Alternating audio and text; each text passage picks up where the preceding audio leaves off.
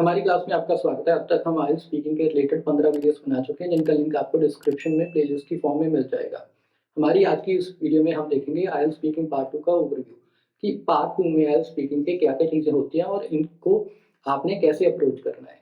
जो पार्ट 2 होता है वो पार्ट 1 से काफ़ी डिफरेंट होता है, क्योंकि पार्ट 1 में हमें कन्वर्सेशन करनी होती है, हमसे सवाल पूछे जाते हैं और हमने उनका आंसर देना होता है।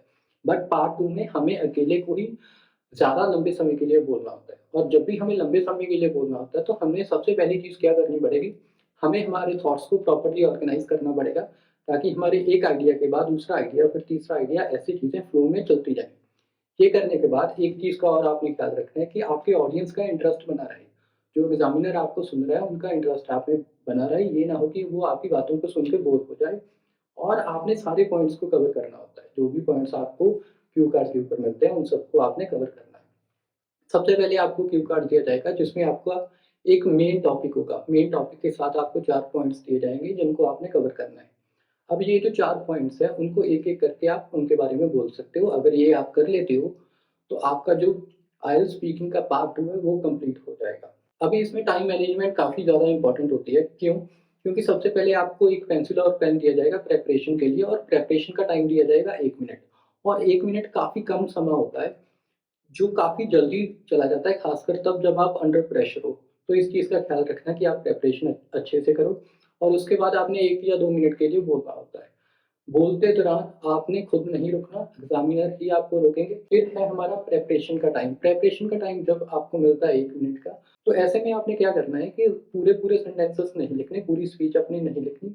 जो 4 पॉइंट्स आपको बोलने को दिया गया है, उन सभी पॉइंट्स का 1, 2 या 3 वर्ड्स में, कीवर्ड्स में आप कुछ पॉइंटर्स लिख सकते हैं, जिनको देख के आप अपनी पूरी स्पीच बोल सकते हो। वैसे भी अगर आप पूरी स्पीच लिख भी लेते हो 1 मिनट में, पहली बात तो हो ही नहीं पाएगा। आप उसे देख के तो पढ़ नहीं सकते। तो अगर आप देख के पढ़ ही नहीं सकते तो बेटर यही है कि आप छोटे-छोटे पॉइंट्स लिख दो और उनकी मदद से अपनी स्पीच दे दो।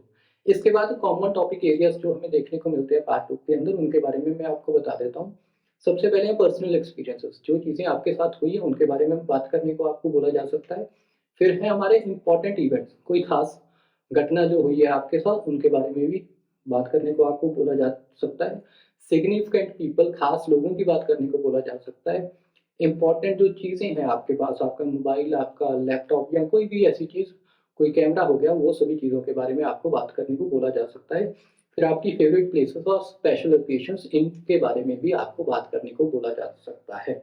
इसके अलावा अगर आपको कोई अनएक्सपेक्टेड टॉपिक आ जाता है जो आपको डिफ़िकल्ट लगता है, इन दैट केस आपने क्या करना है, सबसे पहले तो आपने शांत रहना है और वही बोलना है जो आपको आता है। अगर आपका कोई डायरेक्ट एक्सपीरियंस नहीं है उस चीज़ के रिलेटेड, तो कोई रिलेटेड एक्सपीरियंस, मिलता-जुलता कोई एक्सपीरियंस जो आपका है, उसके बारे में आप बोल सकते हो और वो एक्सप्लेन कर सकते हो। अभी इन दिस केस हो सकता है कि आपके पास इतने पॉइंट्स ना हो बोलने के लिए, क्योंकि डिफिकल्ट टॉपिक है, आपका कोई पर्सनल एक्सपीरियंस है भी नहीं। तो आप क्या करोगे, जितने भी पॉइंट्स हैं आपके पास बोलने के लिए, उनको ही एक्सपेंड कर दोगे, उनको ही डिस्क्राइब कर दोगे डिटेल के अंदर, ताकि आसानी से आप अपना पूरा 1 से 2 मिनट बोल सको। लास्टली आपने नेचुरली बोलना है। नेचुरली बोलने का क्या मतलब है कि आपने प्रिपरेशन तो करनी है, पर प्रिपरेशन ऐसी नहीं करनी कि आप पूरी की पूरी स्पीचेस ही रट के चले गए। वैसा नहीं करना। जब भी आप बोलो तो एग्ज़ामिनर को ये फ़ील होना चाहिए कि हाँ, ये बंदा अभी सोच के अभी बोल रहा है। ऐसे ना हो कि ये घर से याद करके आया है, वो फ़ीलिंग नहीं आनी चाहिए।